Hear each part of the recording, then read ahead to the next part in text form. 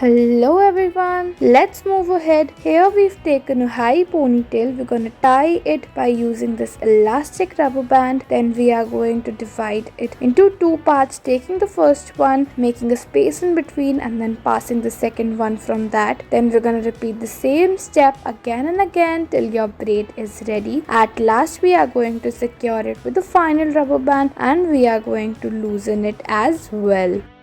Next we are going to take our hair, dividing it into two ponytails, taking the first one and making a simple braid with that, and we're gonna fold it from the bottom with the help of a rubber band, then taking a little part from the top and making a small bun with that.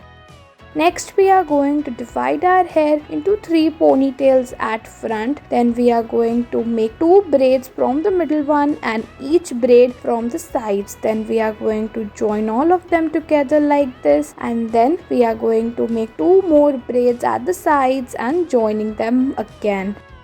Next we are going to take a high ponytail, then we are going to tie it with this elastic rubber band and then applying some clips underneath.